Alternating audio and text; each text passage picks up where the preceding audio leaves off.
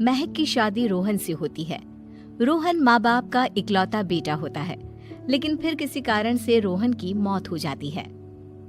बेटा महक, तेरे आगे इतनी बड़ी जिंदगी है, फिर बच्चों की भी जिम्मेदारी। तू कोई काम कर ले।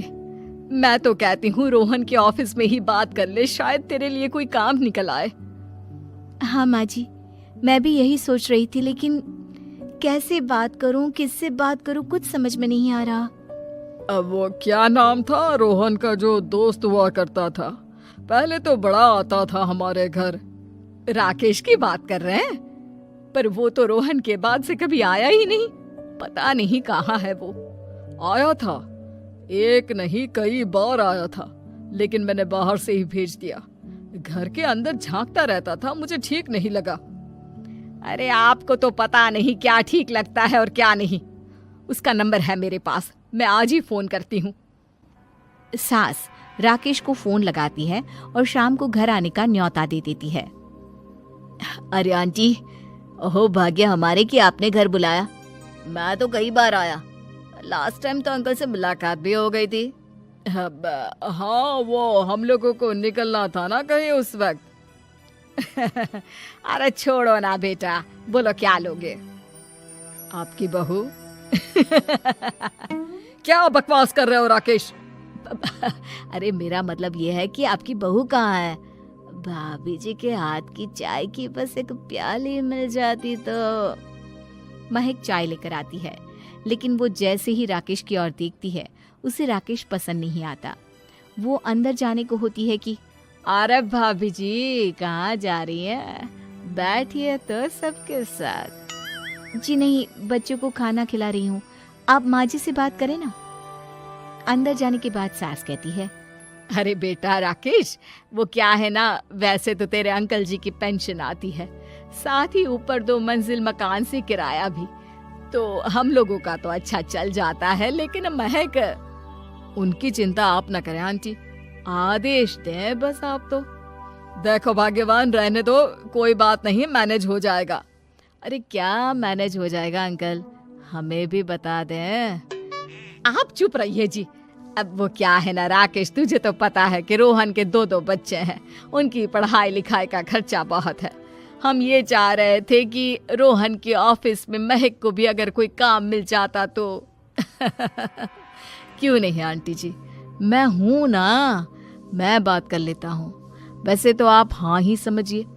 महक भाभी को बोल देना कि कल तैयार रहें मेरे साथ ऑफिस चलने के लिए, मैं मालिकों से मिलवा दूंगा उन्हें। महक अंदर से सब सुन रही थी। अच्छा आंटी जी, तो चलता हूँ, कल आ जाऊंगा।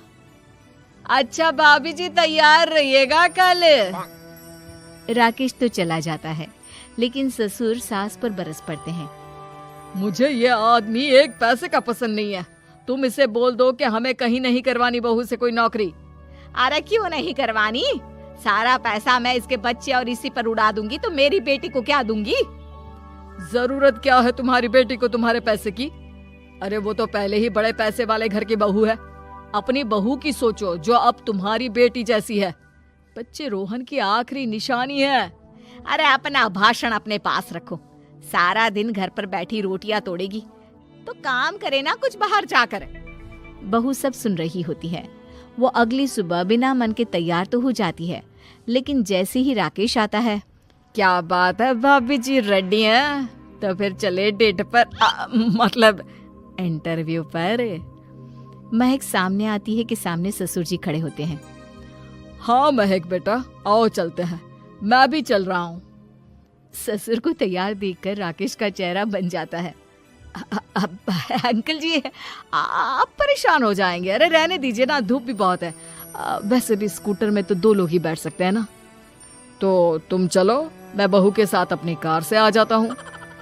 महक ससुर जी को देखकर खुश हो जाती है, उसे शांति हो जाती है। वो लोग रोहन के ऑफिस जाते हैं, जहाँ बॉस कहते हैं, नमस्ते अंकल। नमस्ते महक, कैसे हैं आप लोग? रोहन का सुनकर बहुत दुख हुआ अंकल, वैसे कैसे आना हुआ? बेटा, क्या हमारी बहू के लिए तुम्हारी ऑफिस में कोई काम मिल सकता है? हमने राकेश से इसी सिलसिले में तुमसे बात करने को कहा था, उसी के कहने पर हम दोनों तुमसे मिलने आए हैं। राकेश ने तो कोई बात नहीं की। ऊपर से उसने तो आज की छुट्टी ले रखी है, ऑफिस भी नहीं आया। बोल रहा था जरूरी काम से जाना है। महक और ससुर एक दूसरे को देखने लगते हैं। वैसे महक, क्या किया है आपने? आई मीन इंग्लिश कैसी है आपकी? महक बॉस से अपनी पढ़ाई लिखाई और क्वालिफिकेशन के बारे में सब कुछ बताती है। ग्रेट, आपके लिए काम तो है लेकिन ऑफिस में नहीं। सर, मेरे बच्चे छोटे हैं, मैं फील्ड में काम नहीं कर सकती हूँ। मतलब वो काम घर से करना है, घर से रहकर बच्चे भी देखें और घर भी देखें, लेकिन हाँ, काम जरूर से करें। वो काम डाटा एंट्री का है, तो जब भी वक्त मिले काम करें, और इसके हम आपको अच्छे पैसे भी देंगे। महक बॉस की बात सुनकर खुश हो जाती है, उन्हें थैंक्स बोलकर घर आ जाती है। किसके साथ भेज रही थी तुम महक को? अरे वो कमीना, उसने तो ऑफिस से छुट्टी ले रखी थी, बात भी नहीं की थी उसने बॉस से बहू के काम के लिए। वो तो अच्छा हुआ कि मैं साथ में चला गया। हाँ, ठीक है, नौकरी मिल गई ना, इतना ही काफी है। समय बीतता है और एक दिन फिर दरवाजे पर दस्तक होती है। घर पर कोई नहीं था। महक दरवाजा खोलती है, देखती है तो सामने है राकेश। नमस्ते भाभी जी। नमस्ते, घर पर कोई नहीं है, आप कल आइएगा। अरे, कैसी बात कर रही हैं भाभी जी, हम तो आपकी मदद के लिए आए हैं। वो क्या है ना, अंकल जी का फोन आया था कि आपको किसी मदद की जरूरत है। महक को आश्चर्य होता है कि उसके ससुर ने राकेश को फोन क्यों किया। वो ससुर जी को फोन करती है लेकिन फोन नहीं लगता। नहीं, हम लोगों को किसी भी चीज की जरूरत नहीं है, आप जा सकते हैं। अच्छा, एक कप चाय तो पिला दीजिए। महक चाय लेकर आती है। चाय पीने के बाद, रोहन मेरा बहुत अच्छा दोस्त था। उसने मुझसे कहा था कि वो रहे ना रहे, उसके घर वालों का, खास करके आपका ख्याल मुझे ही रखना है। तो मैं कल फिर आऊंगा भाभी जी। नहीं, माता पिताजी है नहीं, वो 4-5 दिन बाद आएंगे। आप उन लोगों के आने के बाद ही आइएगा। मुझे ये सब ठीक नहीं लगता। अरे छोड़िए ना भाभी जी, लोगों का तो काम है कहना। मेरा मतलब है वो तो बोलते ही रहेंगे।